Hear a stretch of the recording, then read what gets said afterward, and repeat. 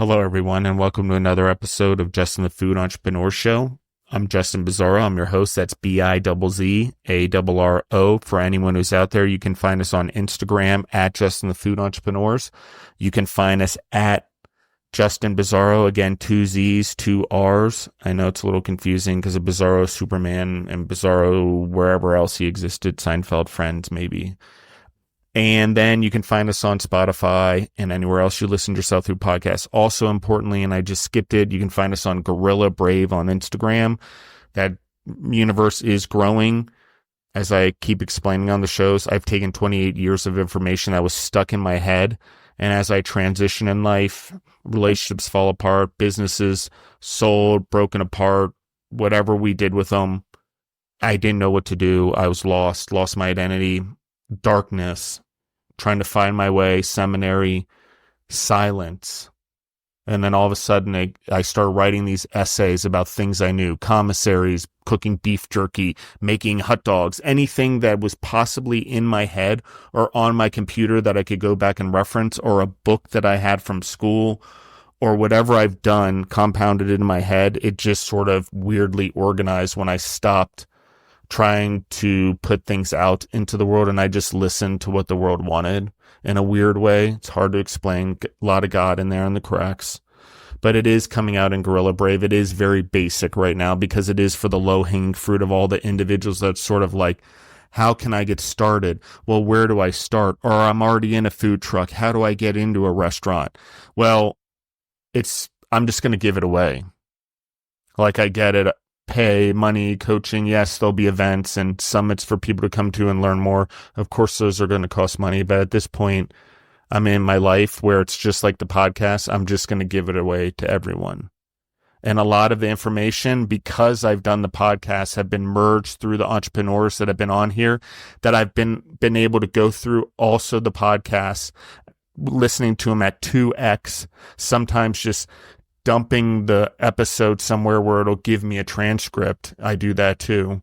And then cross-referencing that information also, because the entrepreneurs on this show have educated me over the last 6 years and grown me in ways that I can't even have imagined. And it'll grow all of you guys if you really listen to these stories and these lessons and reach out to these individuals and let them grow you too. I guarantee if they're coming on this show, there's no upside, guys. Their stories told, they're doing something good. It's not like we have millions upon millions. Yes, we have subscribers, lots of them, but they're generally food and beverage entrepreneurs trying to grow their businesses. So that's our focus. However, what I've started to see weirdly over the last 2 months is a lot of people coming in that are just general consumers, that are just general people who are interested, that have general likes for the great food truck, and they're starting to ask questions about entrepreneurship and building businesses. Guess what? That creates jobs, that builds communities, that builds futures, that has compounding legacies that we're talking about. So is it important? Yeah, it's important. So do these entrepreneurs understand legacy and what they're giving away? Yeah, a lot of them do. They understand if they come on this show, it's about what they're building.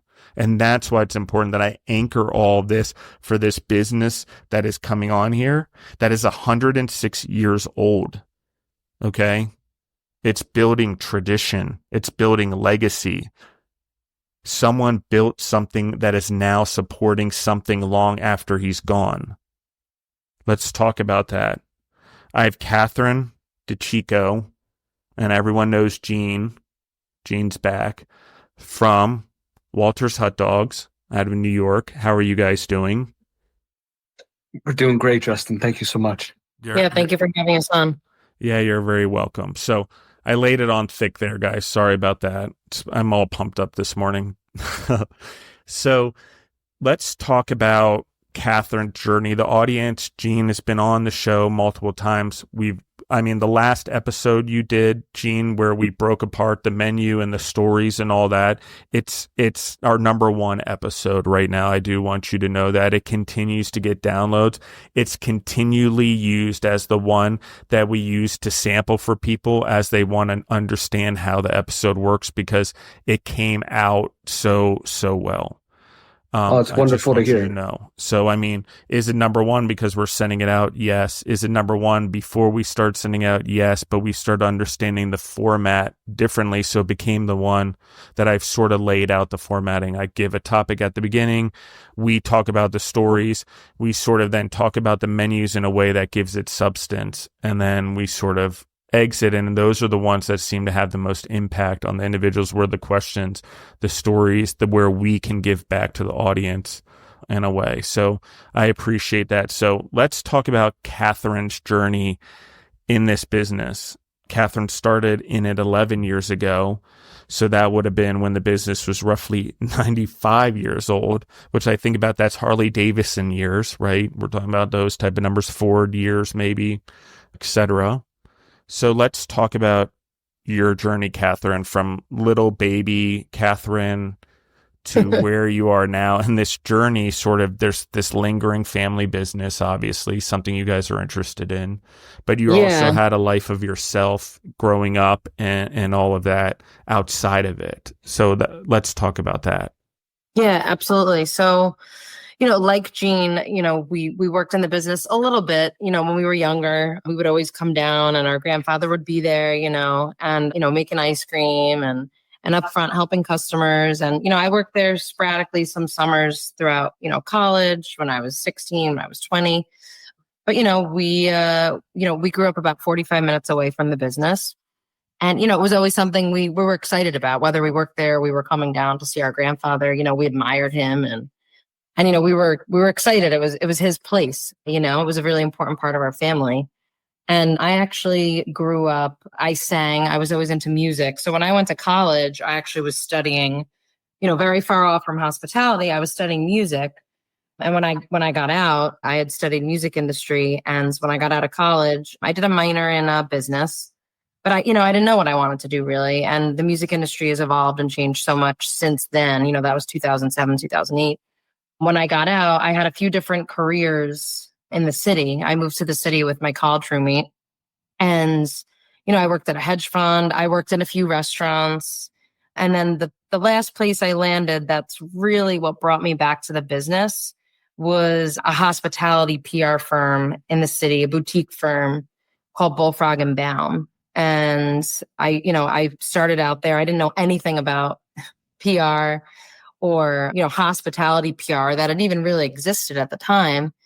And, I was about, I guess, like 25, 26. And I went into it, completely open to everything. And when I was there, I was doing all this work for, big top chefs like all over the country. And we worked with Bobby Flay and Michael Monaco and Four Seasons. And we also opened up brick and mortars for smaller businesses throughout, the city and Brooklyn and the West Coast. And we were doing all this work and, I learned so much, but the one thing that it kept bringing back, I'd bring up Walters as I was meeting people, in the industry that are, in hospitality, even a lot of the chefs that I was meeting and, just telling them about Walters. And I always loved the business. I always thought it was this awesome, really just nostalgic and magical place.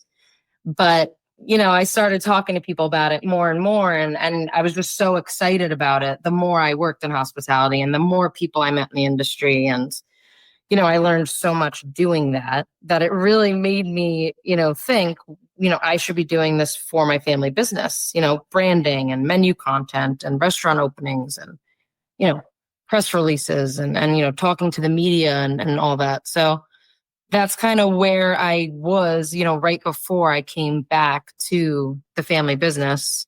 That was in 2014, as you mentioned. Why?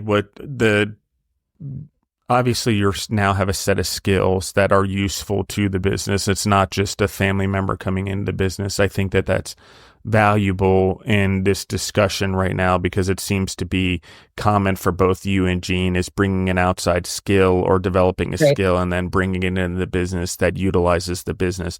I want to anchor this for family businesses. I had family members in my businesses and we did, I work with my father in a lot of ways as businesses merged together. as he got older. And that's what we decided to do, is merge them in with mine and his and all of those things. And what happened is, if you allow individuals to go gain outside skills that will help grow your business, they can be loyal individuals in your family that grow your business. It's a mindset though. Do they have the work ethic outside that they can bring to the inside, and then a skill to use against it to give them clout, not only for the business, but for the family member when the person says to them, hey, you were just given this. Right. So that's important, because a confidence level thing, it's hard to battle if you don't know that you came in with a skill that's useful and it's benefiting the company, if that ever does occur. Hopefully that's not something that occurs, but we do live in societies where people see things given, thus think everything's given. So yeah, go ahead. I think it's so important to, especially if you have a family business that maybe ahead of time you're interested in. I don't think Gene and I really knew where we would end up, or that we would obviously end up where we are now, like 11 and 12 years later, being back or being in the business. But I think it's so important to have other experience, whether it's a family member, whether it's an employee, whatever the case may be, like coming into something with other skills and seeing, especially in hospitality, right? I mean, Gene and I have both worked in restaurants. I've cooked in kitchens. I've done every job under the sun, from when I was young. At the age of 14, my first job was in a catering hall, to when I lived in the city, I worked at a place that did like a very busy brunch. All the way to hospitality PR, obviously. I worked in a pizza place. I've worked all over in hospitality, and I always loved it because I thrive on that busy atmosphere, and also just customer service. So I think bringing experiences, or at least having learned other things in other hospitality areas, as well as PR, which is completely the opposite, from working in a restaurant to actually being like on the administrative, more PR side. I think it's really, really important. I think that definitely benefited us coming into the business.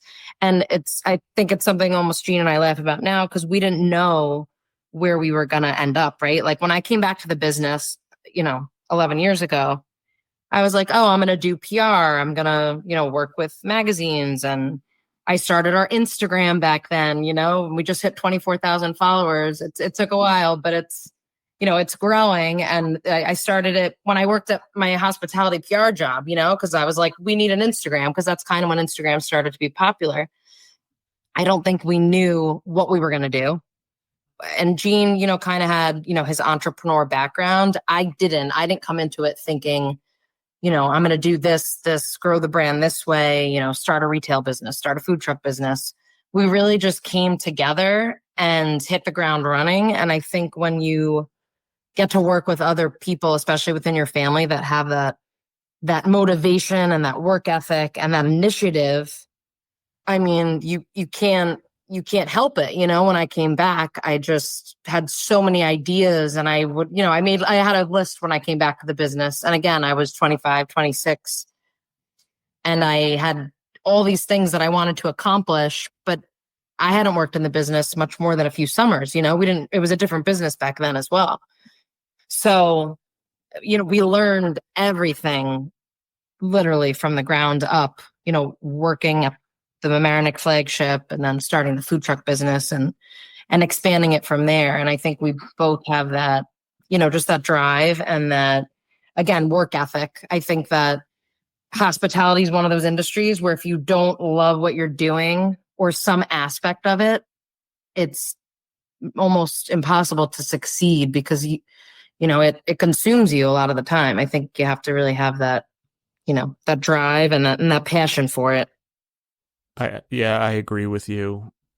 Work ethic, drive, ambition. What am I doing it for? Those type of things. Let's talk about, we know Gene's side of this, but let's talk about, because you've had the food trucks now 10 years, or now been 10 years since you got in the food truck. Gene got in the business about 12 years ago. You're about 11 years ago. I know, because we discussed the timeline beforehand. So you get in, you guys learn the business, you decide to do a food truck.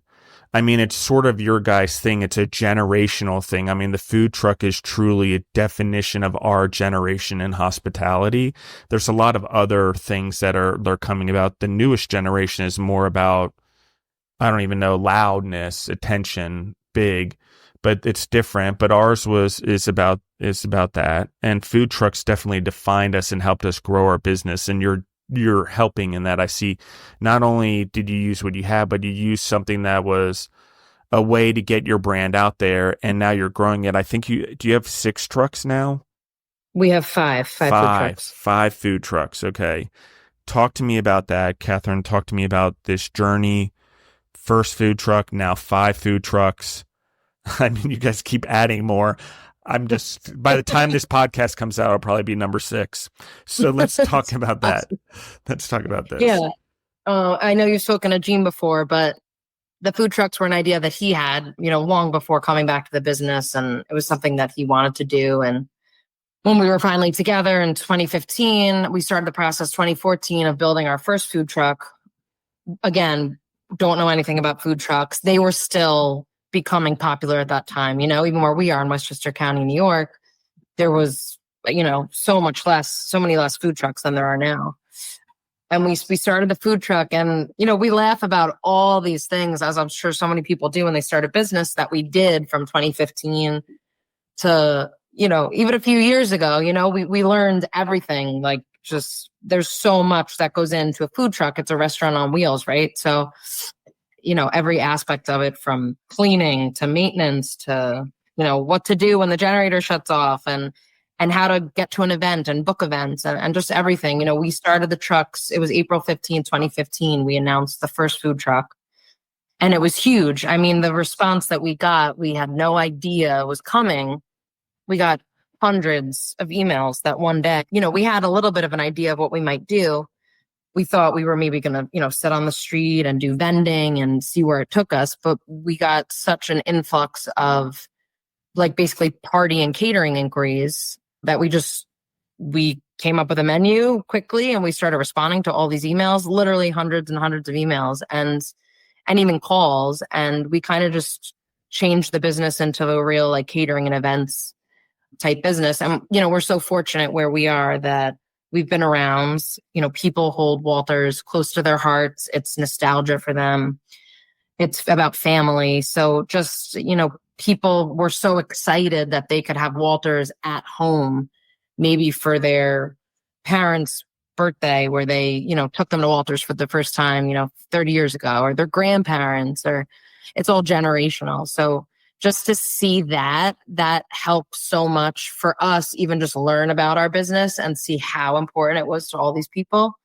And the trucks, like you mentioned, Justin, also, it's, it's advertising, right? It's our business driving around, almost 365 days a year. And, now we have 5 of them, and it's definitely been a journey. But I think doing anything from A to Z from the beginning yourself, that's really the only way you can, again, succeed. You have to know it, you have to learn it, you have to live it, and kind of just figure it out on your own to be able to scale it. So here we are now with 5 trucks. It's pretty crazy. It's been 10 years. I know Gene mentioned before. Talk to me about, I'm going to ask you a few questions, Catherine. Before I get into some personal memories and things that I want to just focus in on, do you have a commissary now? How are you handling 5 trucks? Can it still be handled out of the location? Because we're talking about volumes now that I'm starting to do in my head, that I'm just curious, is a commissary involved? Are you going into a commissary? How do you navigate sort of this growth that's happening here? Yeah. So we have our food trucks alone are 4. And the 5th truck is a Connecticut truck that we launched last year with some partners of ours. And our 4 food trucks, we have a full-time events person that's booking the trucks. Our commissary, yes, is our Mamaroneck Flagship location. We're fortunate that we have the space for them to park. But, we were teaching a food truck class 4, 5, 6 years ago. And that was one of the biggest things. It's you need a commissary. And a lot of people, they don't know that they're starting out. They don't even know what that is. We're lucky that we have the space to do so. We have a separate, kitchen for the trucks and storage and things like that. But that is an expense for so many food trucks starting out. And also an important thing to bring up is, the commissary, right? It's the most important. It's where you end up at the end of the day. After a long day, all the trucks kind of end up back there. So yeah, we work out of the Mamaroneck store. One of the things I like about your model is with a flagship store and a brand like your guys, the trucks going back and forth, the employees are always reminded as they go back there what the truck represents in the origins. I think I just don't, it's a good thing.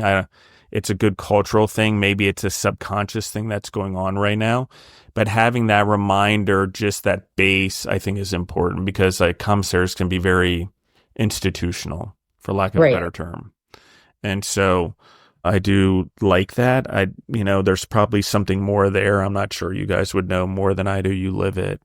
Let's talk about experiences, favorite memories, maybe even it's working as a kid, and sort of you guys talked about menus, and I know presentation of your menu. I love the presentation. Talk to me about your favorites, Katherine, any great memories that you have, and sort of like coming in with your background, how do you sort of make sure that the business stays current for the future since you're so old, because it is a constant PR, advertising, marketing juggle. And it sounds like that's more of your side of the business. I may be wrong, but let's talk about that as well.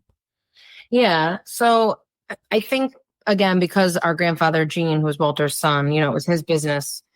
And we always, again, looked up to him for having this business. And it was just, we thought, it was just such a cool place when we were little, and seeing him just do his thing.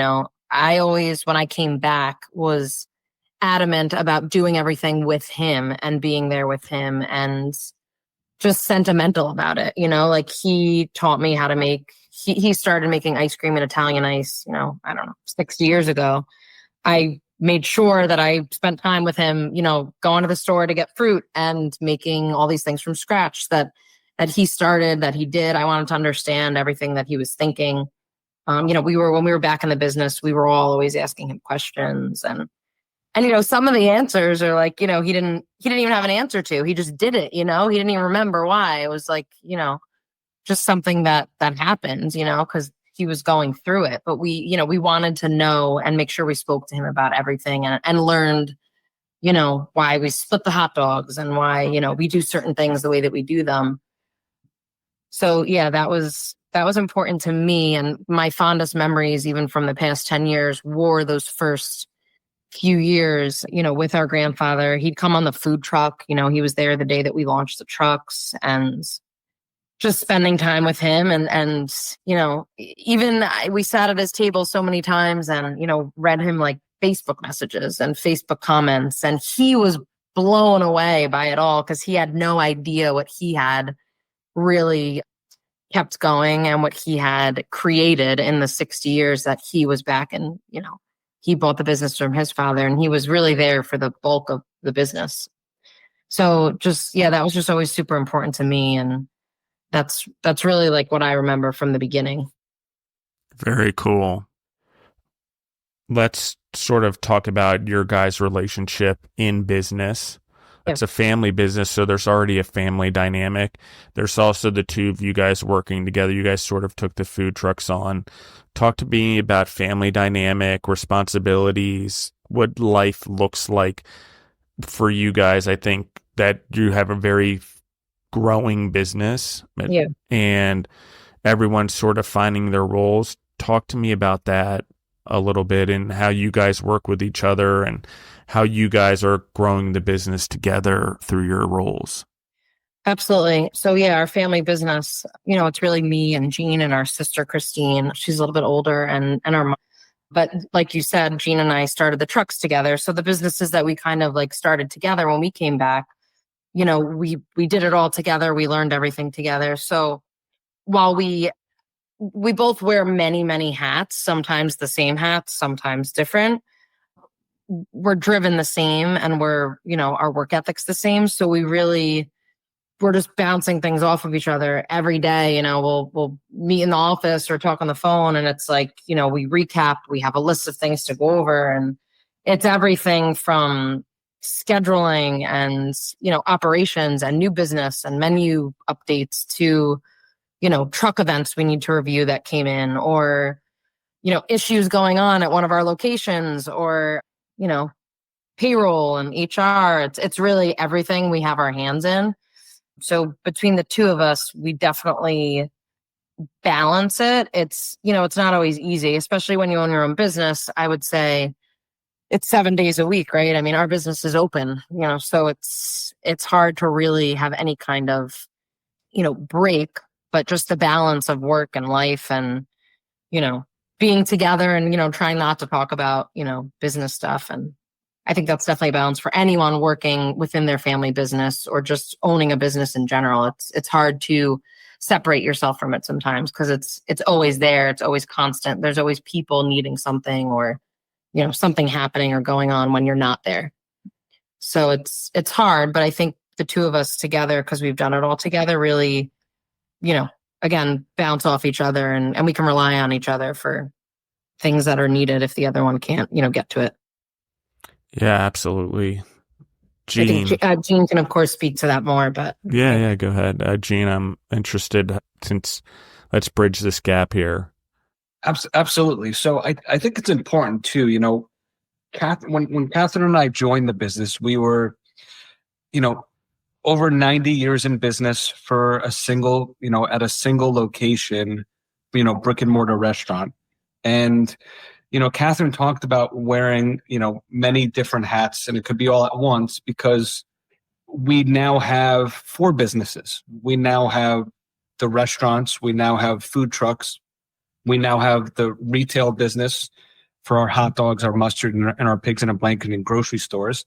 And then we also have a shipping business with Goldbelly, right? So it's I always relate it to sports and kind of like team chemistry and how the best soccer teams are the one where one player can, kick the ball 50 yards down the field and he knows that player is going to get there in time and, score the goal. It's kind of like that same thing because you have that type of faith and trust in one another that no matter what that day is, demanding, whether it's which business plays priority that day with things that need to be done, we're able to kind of wear those different hats to cover our bases for these 4 different types of businesses under this brand, called Walters. I love it. Let's talk about future building. There's a lot of you involved. Vision can get complicated because all of you are in this together.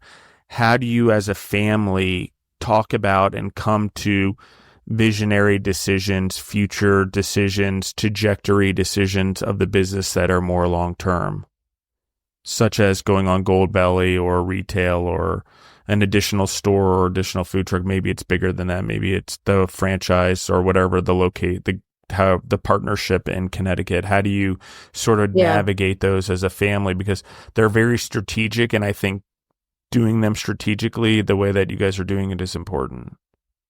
Yeah, I think that because, we've really only been back in the business for 10, 11 years and, we've done a lot and we've grown it a lot and, wear a lot of hats. I think we're still trying to figure out and all always talk about the future of the business and what makes sense. We've opened other locations. We've started the retail business. There's obviously growth potential there. Also the food trucks, licensing them and opportunities like that. So I think we're still navigating what works the best and what's the most scalable. I think that also on the flip side, when we're looking to do something like Goldbelly or, just start the retail business in general, which we started like 4 or 5 years ago, it's really, what does it entail? We don't know everything from the start, but kind of looking at administratively, like just what goes into actually operating a retail business and distributing product and, different outlets for selling it and things like that. It's like, can we handle that, and 99% of the time the answer is yes, because we want to do it. We're driven to do it. But I think it's also because we've done a few things now, it's really pinpointing what makes sense. And we've definitely gotten smarter with that over the years. What makes sense and what you can handle, and just figuring out how to balance it once you do. So I think that definitely plays a part more now than it did even, 5 years ago. It's, what's going to be the best, business for us and the best experience, and can we take it on? So yeah, I think we're still navigating what the future looks like, but we definitely have some ideas, of course. And Justin, I would piggyback off of that to say, we've learned a lot. We've made mistakes. We've learned from them, through the experiences that we have. And then also, just this undertaking of kind of seeing what we did the first 9 years with our food trucks, where we decided to start licensing it out. And, we were excited that, we're coming up on almost a year of our first licensed truck that really handles the state of Connecticut and the New England territory. And, it's something that we're definitely very excited about because, we now have these 10 years of experience in this food truck industry here in New York and really the tri-state area. And now being able to kind of leverage that experience of what we know and what's worked for us to be able to have additional Walters food trucks, throughout the United States. So it is something too that we're really excited about with like the potential, because we are this 106-year-old brand, but we feel like we're still kind of just coming out of the starting gate with all this momentum, ready to go. Yeah, I love this. Gosh, I have so many questions. Let's go to building out what you're talking about. How do you find new relationships? How do you make sure that in this relationship in Connecticut that's not at your location or your oversight, that they're getting the right products, they're getting the right stuff that matches your quality? How have you guys sort of bridged that gap? Yeah. So, I mean, we're in it with them. That's the beauty of what Gene said. Like, we've done it for 9 years. So also lucky for, the people that we partnered with. Like, it's great because we, they're always so thankful because we have this, we laid the groundwork. Like, we designed their truck to the specs of our fourth truck, and we walked them through and trained them for months at events and things that can go wrong and how to operate the truck, just start to finish. So even the booking process, again, we book mostly private events, Justin. Like last year alone, we did over 500 private events, which is like parties, weddings, stuff like that, because we have the 4 trucks kind of going as much as possible, especially in the busy season. We really tried to, hold their hands, and we're still helping them. They're almost, there'll be a full year in the summertime that they've had the truck. So I think because we're so hands-on, and it's important to us that they succeed, of course, right? It's our branded, it's our Walters food truck. We're really in it with them. And then regarding the products, we're almost like distributing our products to them and working with them to find our vendors out where they are, which we did, when they started out. So everything that they have is ours. It's our proprietary hot dog that's manufactured for us, and our mustard and all of our like different fries and ice cream is homemade. So they pick that up from us. But yeah, we really just worked with them, all last summer, and they trained with us, and it was our first time doing it, like having to do kind of like this licensee process. But again, we learned so much from doing it, and it also helped us, fine comb some of the things within our own business. As you're training someone else, you kind of see what you can make better also. So it only helped. Yeah, I'm just gonna go ahead, Gene. Well, Justin, it's and it also, these things, it didn't happen overnight. This was a year and a half, in the making to do as well. So it was that year and a half of kind of preparation and pre-season, if you will, before we even kind of got the truck on the road as well. So when you talk about the experience and the work that goes into it, spending all of that time beforehand, laying the foundation down. You mentioned designed after the fourth one. Has there been innovation updates to each truck, and why? You mentioned that a little bit. I think that's a good point, that you haven't just replicated out the same one always. Yeah. So after the second truck, the first one is the oldest, the smallest. The layout when we first designed it was kind of actually like the opposite of what we needed it to be. We didn't know that until we got in it and started cooking food and doing events. So truck one was, fixed within like the first year. We had to make some changes. Truck two, a little bit different. And then basically truck three and truck four, we got, back to back, like 2022, 2021.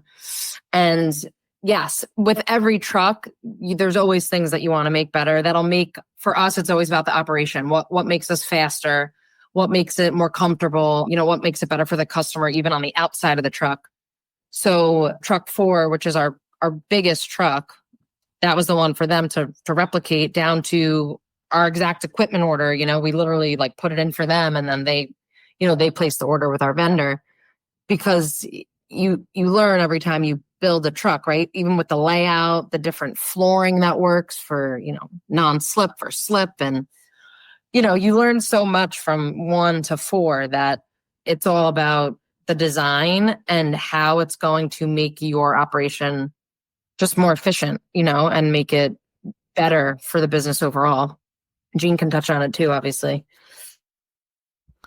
Yeah, I like that, and I'll ask Gene about it, but something I want to just talk to about on this, as well as there's a couple things going on here. One, you've become experts at sort of tweaking your food truck to what works for you guys. Okay. Second thing, you're building some sub-branding inside your business, whether with the ice cream, with the Italian ice, with some of the things that you already know you're doing with the hot dogs and the mustard and stuff. But there's branding here, both commercially and residentially, I think, also in just the Italian ice and the ice cream alone, based on trends that are going on right now.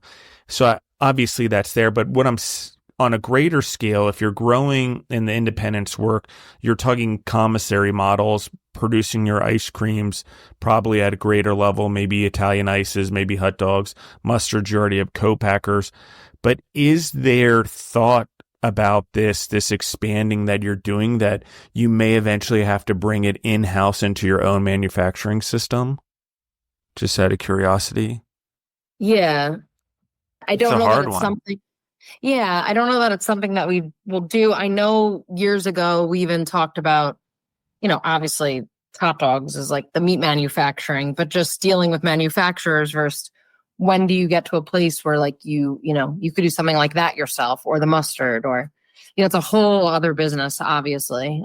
Even the ice cream and the ice, we've worked with like local restaurants sometimes over the years, distributing that like kind of wholesale, not like privately packaged or anything, but the biggest thing we've done with products, with distribution, really is like the hot dogs, Justin, the mustard, and then the pigs in a blanket is something that we created about 4 years ago, maybe. And that, that's something that we literally came up with, started making. Me and Gene were making them ourselves in the back of our White Plains store for like 6 months and bringing them to Mamaroneck and serving them in White Plains. And then we finally figured out someone locally in Connecticut that could make them for us with our hot dog. And now they're packaged retail and distributed like all over the tri-state. So that's a business where we actually, we started it with our food, keeping with our food, because that's our consistency and our quality. But we created a whole new product.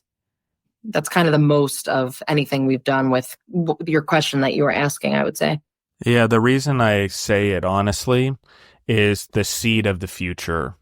No different than what Walter did and then Gene did, your mom did, and you guys were able to leverage that into food truck, which is a form of vertical and horizontal integration. In many ways, you're producing for yourself, you're adding to your line, you're increasing your margins by dealing directly with the consumers at the catering events, so on and so forth.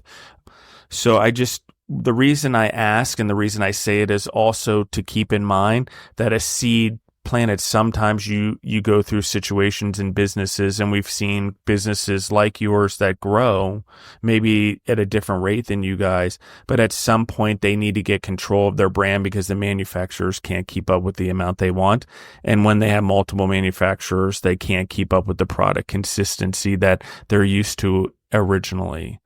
So that's the reason I plant the seed. I just, is it possible? Has McDonald's and some of those companies done it? Yes, very well. But Right. they've also gone to more of their own production of things and shipping it around the world. So I just think as a growing business, you guys have the ability to stack your kids and your generations in ways that may lend to certain growths that you're unaware of, but maybe now you're aware of. So that's why I say it. Maybe it's not exactly in the way that I said. Let's talk about social media, building, marketing, and branding. People know how old the brand is. People recognize the food, but it's a whole different thing now to bring something that's been done a certain way. And now social media and marketing and the way that it's changed in a traditional business. How do you bring that all in? You guys talked about having 24,000 followers on Instagram. How do you bring that all in, build something, have the patience to build it in this scenario? Because it has taken a long time, as you said, and it does take a long time to build a presence if it's going to be a true lasting presence. Yeah, I think social media for us is because of the time that it takes, right? It's the hardest thing for us to keep up with, to navigate. I started the page, even on Instagram and way back when, 2014, maybe 2013. And even to get to 24,000 followers, I mean, it took, it takes a lot of time. We've mostly done it ourselves. We've had a few people throughout the years, maybe 2 or 3, that for certain periods of time, like 6 months, a year, would post for us and create content. But it always ends up coming back to us, and we just end up doing our own thing with it. And it is one of those things, after a few days, even a week, I'll be like, oh, Gene, what we got to post, like we haven't posted. We get caught up with everything else. Social media is really something that I think if you're really hands-on in your business and you're working, and Gene could be out on the food truck, and then another day we're in the office, all day working on a million things. It's like, it's something that's good if somebody else can do it for you and you trust them and you work together. I think it's hard as business owners or even chefs, whoever it might be in the restaurant, who's in charge of the restaurant or owns the restaurant, to be doing it. It's just hard to keep up with, especially with all the trends. And, we tried to do Twitter back, maybe 8 years ago, and it was really big, and we couldn't keep up with it. It's constant. It really is constant. And you learn so much from it, from the customers, and you can gain so much information, but it's not easy. And it's something that Gene's been doing like the past year or two, mostly. And, we're always, kind of scrambling for content and trying to keep up with everything and keep it going, So it definitely works for us though, Justin, with how many followers we have. We see an ROI on selling, like, we got our Christmas ornaments, our pagoda Christmas ornaments, and posting that, and how many link clicks we get, and actually transactions. And we see it a lot for that. So our customers that are following are mostly customers, it's mostly people that want to see our stuff and want to know what we're up to, and want to buy, something from the store, or ship mustard to their parents out in California. So, it is, our following's pretty loyal, I would say, on social media, which is definitely a good thing. Are you doing all the packing and shipping for Goldbelly yourselves? Is that something you guys do at your main store location? How are you guys handling that volume? Yeah, so we ship everything out of our White Plains location just because there's a little bit more room there.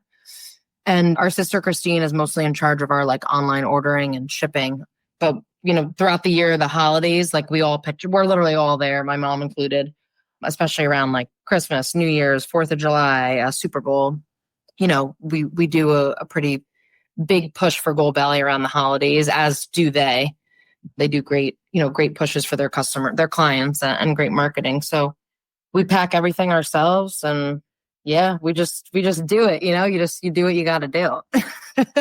It's not big enough for us yet that we would have a distribution center fulfill the orders, but I'm sure one day it might, it could come to that, of course. Yeah, I've seen a lot of things, brands like your guys that have had longevity and legacy, a few years on Goldbelly, start to do pretty well. I think Gene's met, maybe, do you guys know Utopia Bagels? Those guys have done really well with Gold Belly. I think it's helped build a multi-location. So I do know it works. I hope anyone out there, this stability of when someone's on Gold Belly and I do a podcast and I have an international podcast, you guys can order their food on Gold Belly. You don't have to wait till you go to New York and try it. I do recommend getting that experience though, but you can order it, guys, and bring it to your home. I saw someone in New York's like shipping a 7-pound hamburger or something. But anyway, go ahead. Yeah, we have our, because, we cook our hot dog like our very specific Walters way. So we have like cooking instructions and cooking videos on our website. So people will send us pictures all year round. They're so proud of, how their Walters came out and do we approve? And, they're so excited about it. So because we have our own special way of doing it, it's definitely even more special when they get it at home and they can replicate it. It's amazing.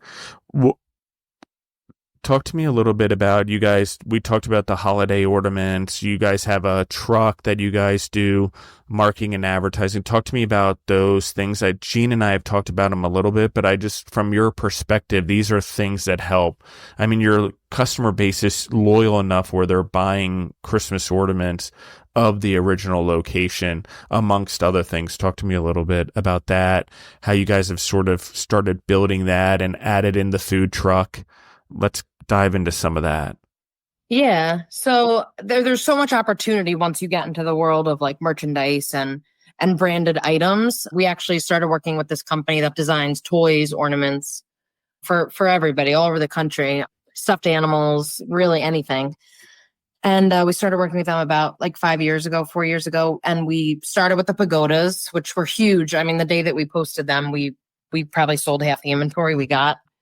People went crazy for them. And then we started with a hot dog ornament and our toy food trucks, which we just launched this Christmas.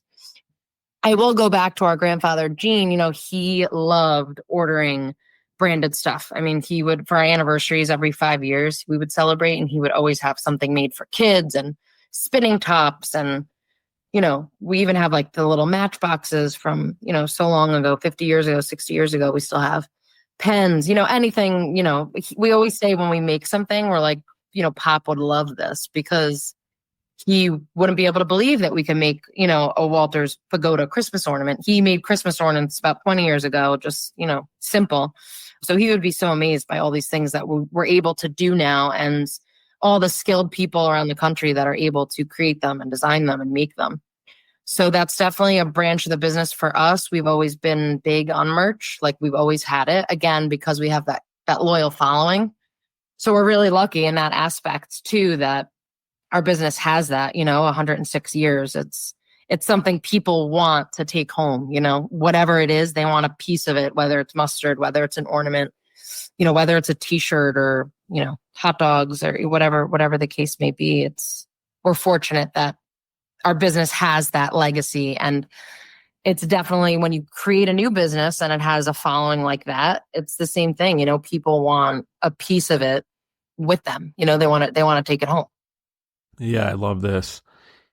One of the things that I've enjoyed about having Gene on and talking about Walter's hot dog is there's a couple things that happen. And one of the things that happened with you guys is someone saw a vision and knew food trucks were going to be the opportunity to grow the business. It was a catalyst point that sparked other evolutions in your business. Okay. It's a very important because in order to get to where you guys have gotten, there had to be a visionary in the first place to build his vision to where it was in the first place, put recipes in place, processes, standardization, vision, then have the support to do it, and then have a community that believed him, and then stick to the goodness and the purity of his recipes along the way. Okay. Those are all things that I just emphasize. How do you build a long-term brand? Don't diminish the brand value along the way. Period. Absolutely. Only add to it. Okay. And what does that mean? That means that when you're an older company, you have legacy, you have brand value, you have character, you have integrity. The pace at which you build has to be different. What do I mean? Scalability. Why is that important? Because when a brand has become so valuable, The scalability has to become that much more of a delicate process, and it requires a team. So in a family business, what is going on here is a team is being built, maybe over generations, maybe even into the future, to help scale something. Why? We don't always understand, but I will tell you this. They saw a trend. What is the trend that's going on? Hot dogs are becoming a trending food again. Okay. Especially on a quality side. Okay. How do I know? Go to places like Nashville that have bachelorette capitals of the world and look at these upscale restaurants and what they're serving as hand food in upscale ways or new innovative ways. Go to Nashville also and look at the hot dog boom that's going there and in other parts of the world.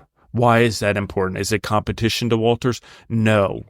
Why am I bringing it up? Because Walters is a catalyst and they are going to be a strength to build an industry. Why? They've known it for 106 years and they've navigated it over a long time, and they have compounding knowledge that is beyond others. They didn't go to franchise and diminish their brand like the other hot dog companies out of New York. Why is that important? Someone was smart enough to think about legacy over cash now.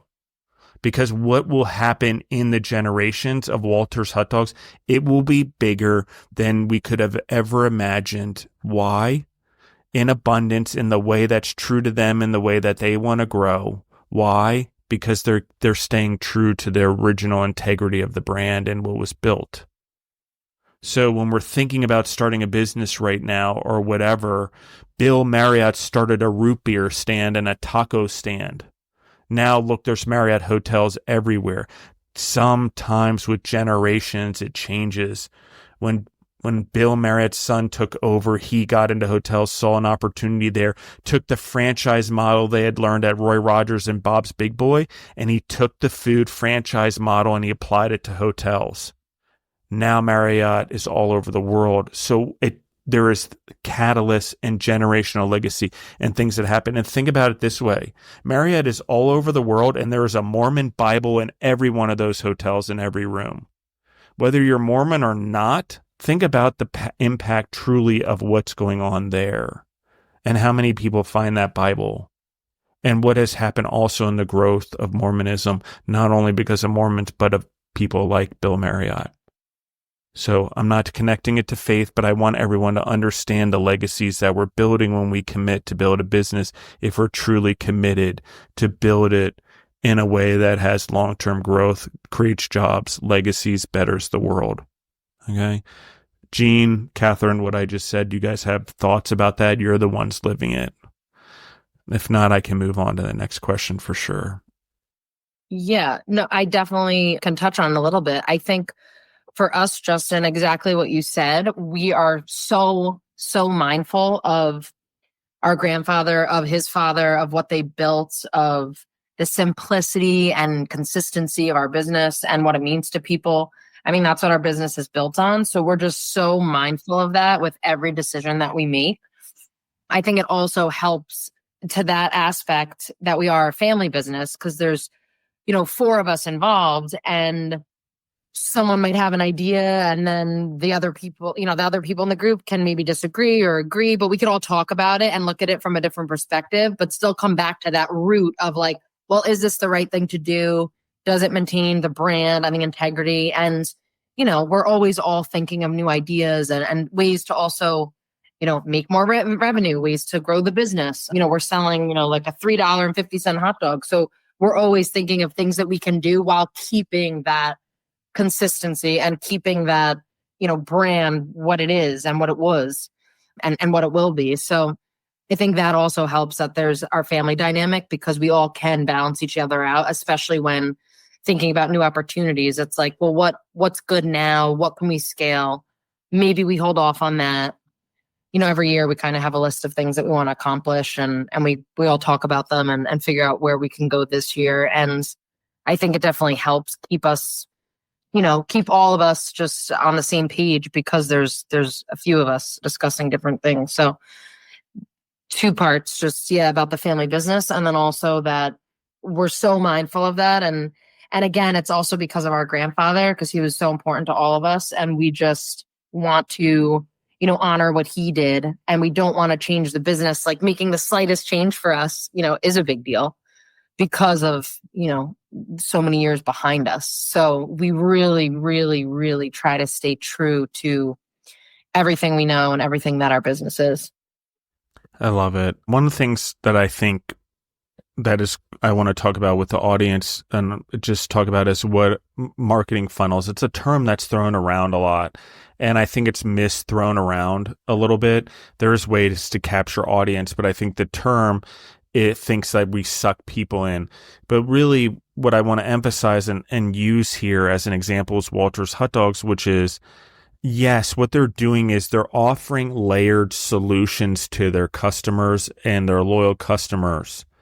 So there's ways to display it, and we can capture our customers in different functions of the quote unquote funnel and where they fall into and what they like. So offering variety or testing things and seeing where it goes, first building the brand, getting loyalty to the brand, having an exceptional product and exceptional menu, and doing customer service correctly are the first things. But as you start building, it is important to understand there's a lot of layers to your business that customers want. You just need to give it to them, and you need to have the ability to have feedback systems, or what would be called feedback loops, in your marketing funnels or in your social media, where you're encouraging comments, good or bad, to be said. And every business is different how they deal with their customers and what your relationship is.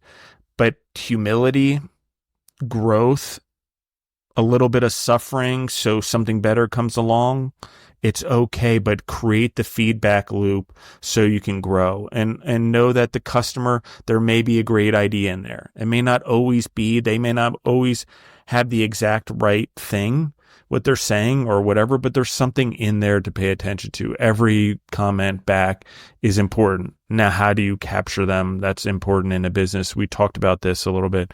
I think Walter's customers are very involved in your business. They feel very a part of what you guys do. So I think that that's part of what we're talking about, but that takes time, that takes loyalty, that takes doing the right thing, that takes showing up, that takes making amends when the business messes up. So let's talk about, for you, Katherine, inspirations in life, motivation, what those look like, and then how you have grown over the last 11 years in this business as a human. So for me, Justin, talking about inspiration, motivation, I'm definitely, again, driven by just the business, like at its purest form, right? The hospitality of it, the busyness of it. I live for operations, logistics. That's like mostly my thing. Even if I see another business or go to another business, my head's just turning the whole time because I'm thinking about, what are they doing here that's good? What are they doing here that's not good? We should do this. We should do that.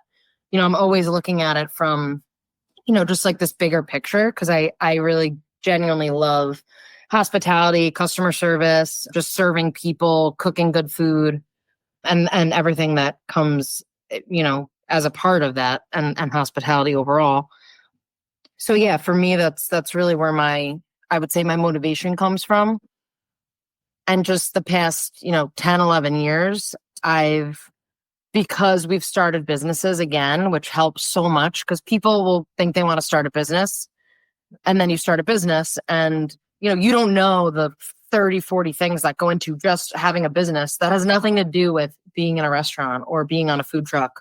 Just all the back end and the, administration and the logistics and the scheduling and maintenance and, I mentioned, HR, payroll, like all these things, you need them. You need to know how to do them to run a business, right? Or to scale it and then eventually, have people help you with it.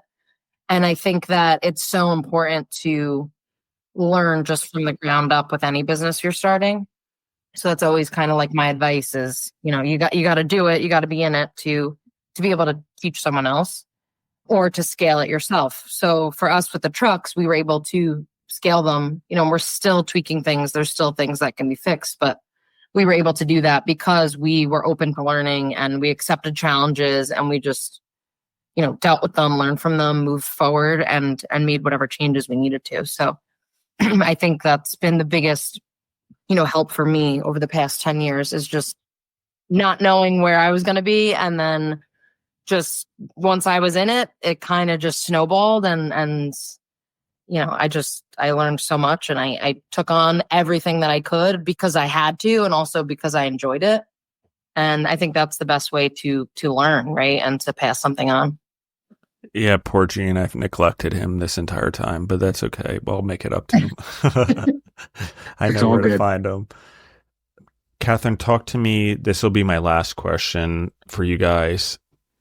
Favorite memories, favorite times in the business that you can go back and you think of, like, really that was a great memory or a great time or a pivoting point for us in our business that I remember.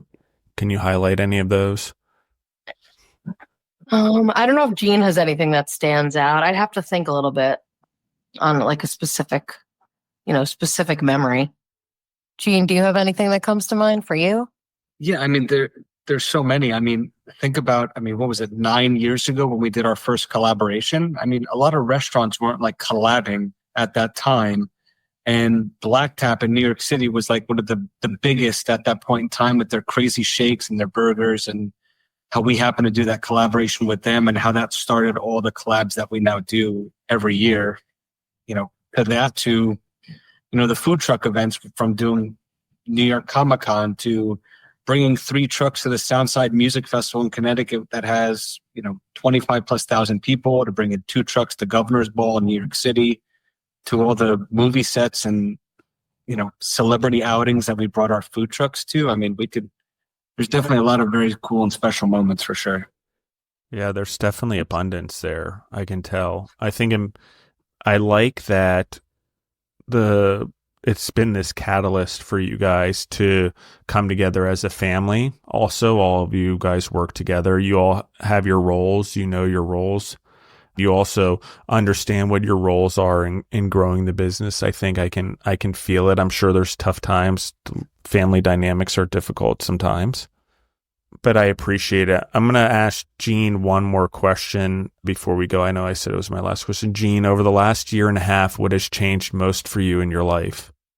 Because we were only at 4 food trucks before, so there obviously is the 5th one. We were talking about adding that one in, I believe, then. But talk to me about the differences in your life specifically. You're the one that came on the show 3 years ago now, almost, or 2.5 years ago, whatever it was.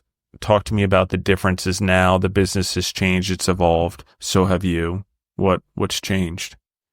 It's I've learned a lot, is what I can say. At that time, one of the last times I was on was, more as a newlywed husband, right? And now, my wife and I are a month away from having our first, child. So being able to kind of navigate a personal life of not just being a husband, but about, preparing to be a father, while also, being fully involved in this, 106-year-old business. Over the past year and a half too, I've just wanted there to be a level of continual education for myself. Things are constantly changing and evolving, especially in the restaurant and hospitality world. So being able to be part of business networking groups and business councils, and being part of our Chamber of Commerce and different types of groups and organizations where I can continue to learn from others, and also be able to kind of take what I've learned and be able to kind of pass that on as well. So continual education has been a big part of it. And then also, really understanding the level that social media plays to our business on a daily basis. Because for the past year or so, I've really taken on the social media between, Facebook and Instagram and that type of presence, and understanding what our customers are saying, what they want, what they love about the business, and being able to kind of lean into that as far as listening to them, letting them know that they're heard, that they're valued, that we appreciate their business. And obviously without them, we are nothing. And to see that level of loyalty since last year, we planned and prepared. It was about 5 months of Katherine, myself, and our family planning our 105th anniversary, where we had, a few thousand people on our, 1 acre property in Mamaroneck celebrating with us, and to see, people and to hear their stories, that was a really proud milestone that we had as well. So it's been a lot, Justin. At one point too, Justin, at the anniversary, Gene actually, I remember this specifically, but he looked at me and I think the words were like, "Can you believe this?" or something like that. And we were just blown away by, we prepared all year, literally starting in like January, February for the 105th, which was like this huge 3-day celebration. But the one day we do like our hot dog eating contest, and it's like the biggest family fun day. And there was just so many people, we couldn't even like really get to each other to do like a ribbon cutting. And it was awesome, but it was so busy. And, we personally, promoted it and posted it and got the word out. And just to see it come together, we literally were like, this is, we were actually in awe of it. And one other thing I just wanted to end with is Gene mentioned, continuing to learn the past year and a half. And I think my biggest advice too for business owners, especially in hospitality, is you really need to like humble yourself and be open to learning from anyone. We did an interview about a year ago, and the editor literally called the article "The Humble Hot Dog," because she was like, "You guys do so much and you've done so much, but you're so humble about it." And we don't really think about it, but we are open to, like you said, Justin, customer feedback. We want to hear the good, the bad, everything. I mean, we want to know everything because we're so driven to make the business better and keep it going. So I think just being open to learning, asking questions. We don't know, at some points, we don't know anything. We're still learning after 10, 11, 12 years of being in this business. So I think just being open to that and having an open mindset. We don't look at anybody as competition. We've helped so many people get food trucks from the place that built ours and taught them what they need and how to operate it. And, we just love it. So it's really just humbling yourself and working with other people and learning from other people in the industry, because everyone, whether they've had a business for 1 year or 106, they have something to learn from each other always. Absolutely. Thank you guys for coming on the show. Where can they find you guys online? How can they book the trucks for catering, the locations, social media, all that good stuff? Yeah. So on Facebook, it's at Walters Hot Dogs, same as Instagram. WaltersHotDogs.com has our links for everything from our online store to our restaurant locations to how to book the truck to purchasing on Goldbelly. My personal Instagram is at Gene Christian as well, and at Walters Hot Dogs on Instagram. And Katherine, how about yourself? Yeah, my personal Instagram is Katherine DeCicco. And Walters, I mean, like Gene said, Goldbelly and Goldbelly.com, WaltersHotDogs.com. Our locations are Mamaroneck and White Plains, and also our food trucks. Yeah, I mean, we have an events coordinator who's booking trucks, 5 days a week. So just hop on our website and you can find everything about our food trucks there as well and how to get in touch with us. I love it. I'm gonna close out here with everyone. If you guys love these guys, support them, follow those links on social media, go visit, try their stuff, order on Goldbelly. If you want to support the episode, their story, go back, listen to all the ones Gene has done. Listen to this one. We're going to do more with these guys over time. These guys are an important part of the community. Okay. Why do I keep asking them to be on? What I'm seeing is an understanding that they're not only responsible for their business, but they're responsible for the industries, plural, that they're in. When Gene said businesses that they're in, those are business units that are in very different industries that have very different regulations, different health codes, different all sorts of things. Okay. Shipping, everything, the way they're produced, the way something's produced in a consumer packaged good is different than in your restaurant. The way it's produced on your food truck can differ from your restaurant. Your operations are different, storage. So you're talking about different businesses. That's why they brought up. Now they're in retail. We talked about that. They're getting into apparel and things like that. They have this catering business, which is just phenomenal. We talked about the events that they're going to. These are important. They're building brands. Why am I saying this? It started with this. They have stayed true to the beginning. the purity, even with new items that have come on, it has all gone back to the purity in building from scratch. They have not strayed from wanting everything to be that way, or having their own hot dog that met their standards, or a bread that met their standards, or a mustard that was produced for them that met their standards, or a pigs in a blanket. Why am I saying this? Because too often we are so quick to grow, we substandard our brand. How's the first way we do that? Ingredients, production, all the things that we do to try to do this. It's okay to let the brand have its own pride, its own elitism, its own goodness, no matter what kind of food it is or what kind of beverage it is.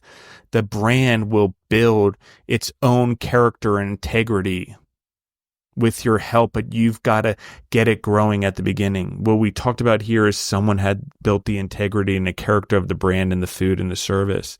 And now that brand, that integrity, that character, that brand and that service, staying true to the original, the OG way things were done in the recipes and even in the new items, staying true to those processes and those concepts and those contexts in generating new things for the menus or new things for the retail.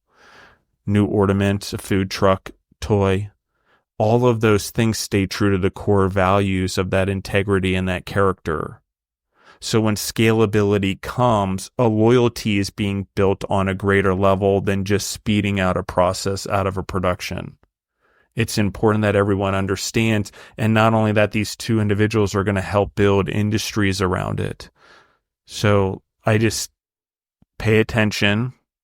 One of my gifts is to find the individuals whose trajectories are different. And I'm going to anchor this last one. We had Peter Elias on here. He's done 3 episodes up to the release of this.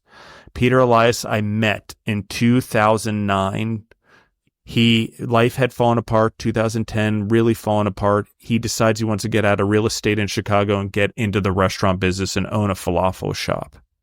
We could not get a falafel shop off the ground to save our lives. I could not. I knew financiers. I had equipment. I could do whatever. Every time we got close to ending a deal, something weird, crazy would happen.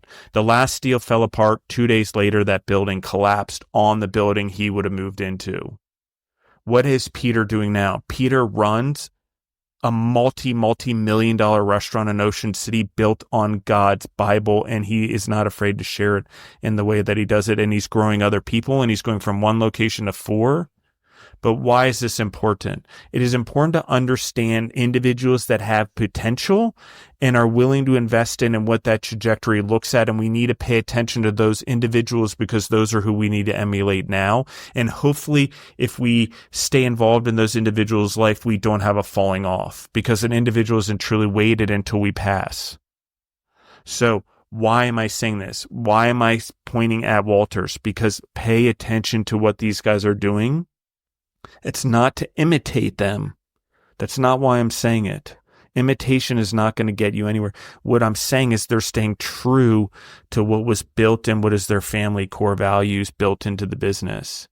You need to build your own core values, your own integrity, your own character, your own core values into your businesses as you're building them right now. So 4 generations later, if God has blessed you with a business to be around that long, your kids have something because you did the right thing now, building your business. Now, as you're building it. Now doing what's right for your community.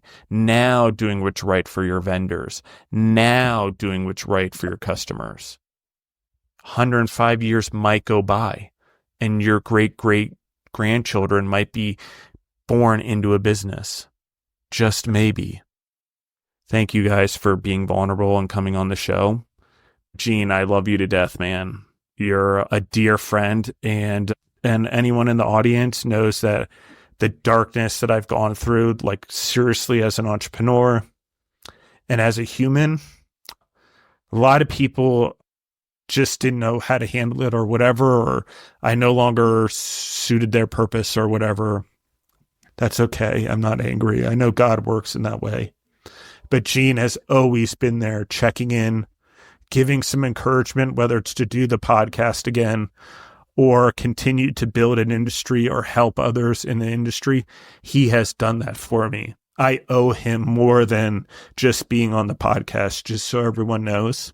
Sorry, I'm a little teary-eyed, but it is important to know that this human does have impact and has had a huge influence on my life.